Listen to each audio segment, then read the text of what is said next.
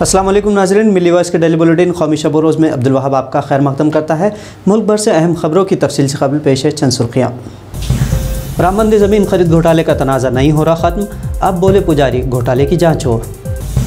Uttar Pradesh police को झटका, केरला के सहाफ़ी सिद्दीक कप्पन और साथियों के खिलाफ मुकदमा अदालत ने किया ख़त्म। बूढ़े बुजुर्ग से जय श्री राम ना बोलने और दाढ़ी काटने के मामले पर सरकर्दा मुसलमान शख्सियत पर मुकदमा, बुजुर्ग के बेटे ने उत्तर प्रदेश पुलिस को झूठा बताया। कोविशील्ड वैक्सीन की दूसरी खुराक लेने के वक्फे को बढ़ाने पर साइंसदान नाराज़, कहा असर होगा ख़त्म।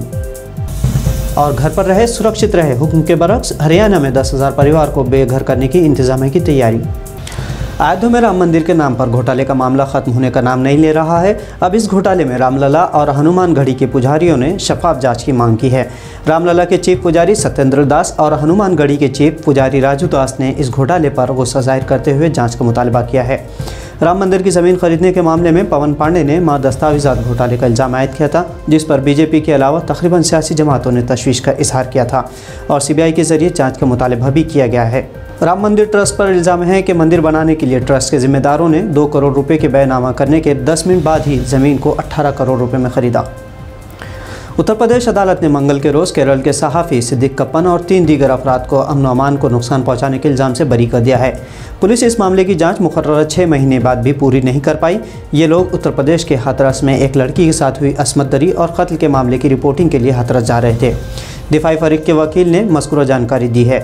पॉपुलर फ्रंट ऑफ इंडिया यानी PFI से ताल्लुक़ के शक में कप्पन और उनके मुबैना साथियों को 5 अक्टूबर 2020 को गिरफ्तार किया गया था। दिफाई वकील मधुबन दत्त चतुर्वेदी ने बताया कि sub divisional magistrate Ramdatt Ram ने मंगल को मुलजिमीन अतीकुर रहमान, आलम सहाफ़ी, सिद्दीक कप्पन और अहमद को इल्ज़ाम से बरी कर दिया है। इंडियन एक्सप्रेस की रिपोर्ट के मुताबिक वकील ने बताया कि CPRC की दफ़ा 116(6) के तहत कार्रवाई ख़त्म होने की वजह से सब मजिस्ट्रेट ने इल्ज़ाम से तीनों को बरी कर दिया है।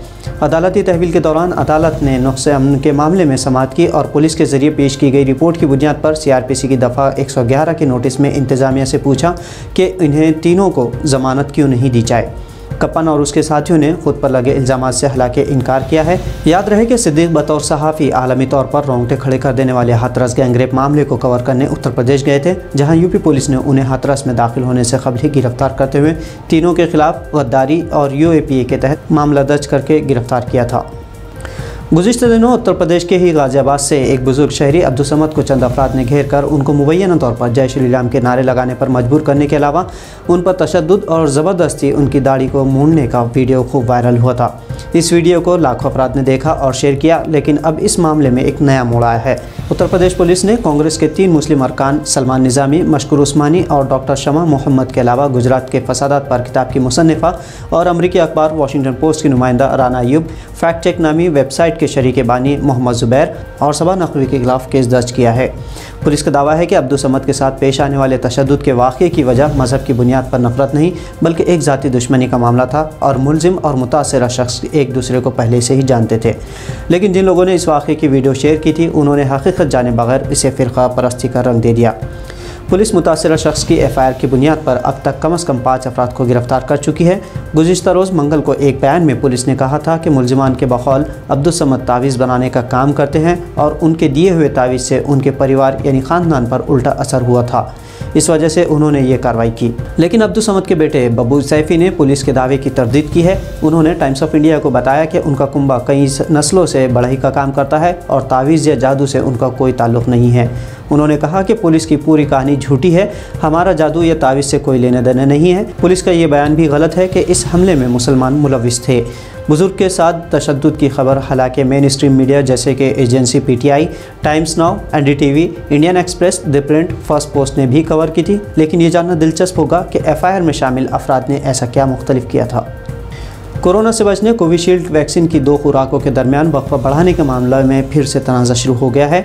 साइंसदानों का दावा है कि 4 हफ्तों के बजाय उनके बिना इजाज़त ही कोविशील्ड की 2 खुराकों के दरमियान का वक्फा बढ़ाकर 12 से 16 हफ्ते कर दिया गया है। इससे वैक्सीन के असर पर फ़र्क पड़ेगा। National technology advisory group on immunization के साइंसदान मैथ्यू वोगिस ने कहा कि 2 खुराकों के दरमियान का वक्फा बढ़ाने के बारे में किसी तरह की सिफारिश नहीं की गई है।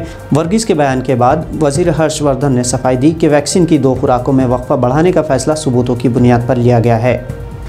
कोरोना दौर में एक तरफ जहां हुकूमत लोगों को घर पर रहने की सलाह दे रही है, वहीं हरियाणा के फरीदाबाद में खोरी गांव से 10,000 खानदान को बेघर करने की तैयारी की जा रही है। मोदी हुकूमत ने लोकसभा इलेक्शन के दौरान वादा किया था कि जहां झुग्गी वहां मकान, लेकिन इसके बरक्स दिल्ली NRC, मुंबई के अलावा कई शहरों में लोगों को नाजायज़ कब्जे के नाम पर बेघर किया जा रहा है, जिससे मुल्क में लाखों लोग खुले आसमान के नीचे ज़िंदगी गुजारने मजबूर हुए हैं।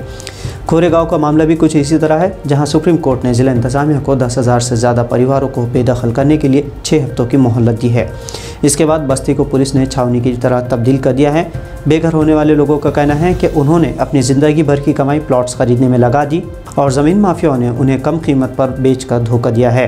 इधर सोशल वर्कर्स को भी आवाम से नहीं मिलने दिया जा रहा है। अब तक 15 के लगभग अफराद को पुलिस ने गिरफ्तार किया है।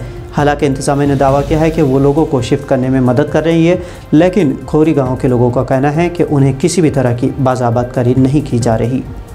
तो नाज़रीन, ये थी मिली वॉइस की भारत से अहम कौमी खबरें। दुनिया इस्लाम से दीगर मुसद्दिक़ा आलमी ख़बरों के लिए हमारे आलमी शब रोज़ बुलेटिन को देखना ना भूलें। अब्दुल वहाब को इजाज़त दीजिए। अल्लाह हाफ़िज़।